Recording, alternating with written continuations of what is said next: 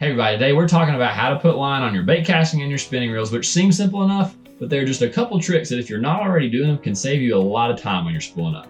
So using backing is not a secret, but we're going to do it on our bait casting and our spinning reels. There are a few different types of line you can use for that. You can use just the cheapest mono you can find. This is some Berkeley big game. You can use, if you're going to replace all of the line on your reels at once, you can fill a reel with line that you would otherwise just strip off of another reel and throw away. And then you don't even have to buy cheap mono to use as backing. In this case, all my reels have been stripped. We're starting fresh. The heavier line size you can get, the bigger diameter is going to save you some line, because obviously you're going to take up more space with a 15 or 20 pound backing than you will with an 8 or a 10. All right, so if you've got a reel like this that's got the little holes bored in the spool, I did not realize this until I was actually like a freshman or sophomore in college. All you're gonna do is just thread your first line through. Some people tape it, but there's never any reason that you're gonna get all the way down to the bottom of your line on the spool. So all you gotta do is stick it through one of these holes. It's gonna catch and it's gonna be fine. You don't have to tie a knot, you don't have to tape it up. You're never gonna get there, so it doesn't matter. And so we're just gonna spool it up until I go about 1/3 of the way. So that's plenty fine there. We've got a little more than half of the spool that's still left. A little overkill, but that's what we got. I am gonna tie some fluoro over the top of this just for the sake of the video, but the rest of these reels that I'm gonna spool up tonight, I'm putting this backing on them, and I'm not gonna have a tournament for another month or so. So all I would do is take this backing and just tape it down to the spool, and then day or week before the tournament, I may go and spool the fresh fluoro over the top of it. Keep the line you're gonna put over the top of it as fresh as possible. All right, so there's two different schools of thought when it comes to tying the knot that joins your backing to your fluoro or whatever's on top. If you're somebody that's never gonna let it get down to the backing, as soon as you see you're getting close, you're gonna take it off and re-spool it, then you can just tie a really simple overhand knot,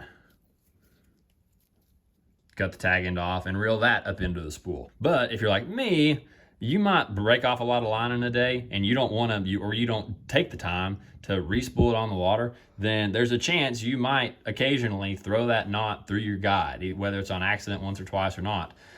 So I will always just tie full-blown double-uni knot. I mean, if you break off some line and you go to make another cast and you don't realize how close you are to that knot, even if it comes out one time and heaven forbid you hook a 5-pounder, if it comes undone, you're gonna be really upset that you didn't just take some time to tie a double-uni knot. It's up to you. If you're more careful than me, you can just tie an overhand knot and get away with it. But we go to spooling, and I really like using a green backing, and then as long as your main line isn't gonna be green, just so you can see a difference. It makes it a little bit easier as you get closer and closer to your backing to see it coming up. One reason to not have your line coming off the spool really tight is because if you fill it full or you get really close to the top and you've winched it on there, then when you go to cast, you're not putting that much pressure on it and as you're reeling the bait back in, and then you can have that overrun outside of the spool, and then you're really going to be upset. Go ahead and cut that off, and that reel is going to be good to go.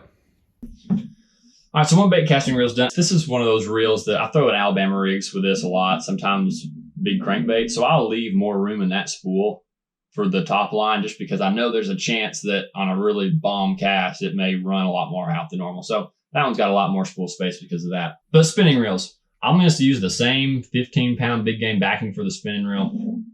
And I don't know that it necessarily matters on a spinning reel if you're putting your backing on the correct way. Ott Defoe, the champ from back home in Tennessee, shout out Ott. He has the best way of making sure you're putting your line on spinning reels right. It's not label up or label down. It's that line has got to be coming counterclockwise off the spool when you're looking at it. For this spool, because not all lines are the same, it's coming off clockwise.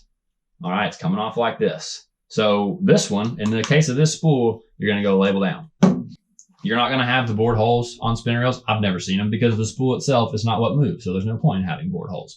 So this one I will use tape. Don't kill yourself trying to tie a knot around these dadgum spinning reel spools. Just take a little piece of tape. I've got one here. A lot of times you can this was the tape that came on that spool big game. I'm just cutting little pieces off of it.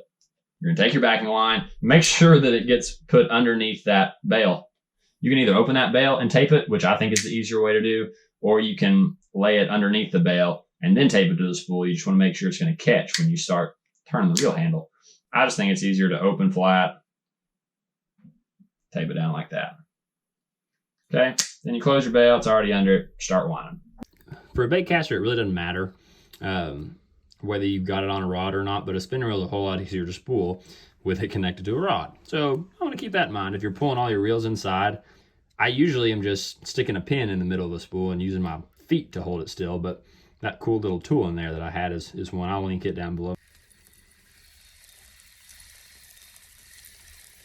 With a spinning reel, there's normally not the potential, at least for me, of running out this line on a bomb cast. So I usually put at least half, probably more than half of the spool filled with that backing, because the braid and the diameter of those braids I'm going to have on it are really, really small. So you can get a lot of line on there with not a whole lot of space.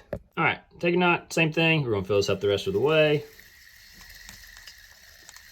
Again, not putting a ton of tension on it, just so it doesn't blow up and overrun when you make your first cast.